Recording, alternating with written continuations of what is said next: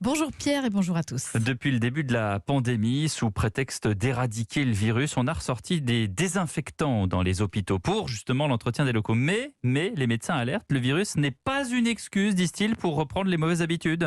Oui, ces désinfectants chimiques puissants qu'on appelle des biocides avaient été remplacés par des produits moins nocifs pour l'environnement et la santé humaine depuis quelques années. Mais avec l'apparition du coronavirus, dans beaucoup d'hôpitaux, on a ressorti ces produits décapants malgré les risques. Le docteur Philippe Carinco, médecin hygiéniste à l'hôpital de Hyères, fait partie de ceux qui alertent. Ces biocides sont utilisés avec frénésie dans le cadre du Covid, la plupart du temps sans aucune justification, même pas du point de vue médical ou scientifique. Ils sont responsables de nombreuses maladies professionnelles, en particulier des maladies respiratoires comme l'asthme professionnel ou des maladies dermatologiques. Mais surtout, ces biocides renforcent la résistance des bactéries. Donc pour le professeur Carinco, on est en train de créer les bactéries résistantes de demain parce qu'on veut trop désinfecter en cette période de pandémie. Le principal risque, c'est de rendre ces bactéries résistantes aux antibiotiques. Donc de créer de redoutables maladies nosocomiales à force de faire du zèle en matière de nettoyage. Ça vaut pour les hôpitaux, mais ça vaut aussi pour les utilisations de désinfectants grand public.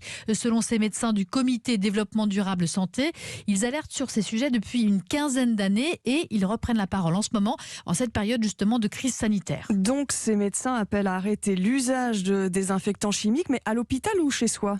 Alors pas arrêter, mais revenir à un usage régulier. À l'hôpital, par exemple, on pourrait diviser leur utilisation par 2. C'est ce qu'ont déjà fait plusieurs centaines d'hôpitaux en PACA. Bon d'accord, mais on utilise quoi à la place?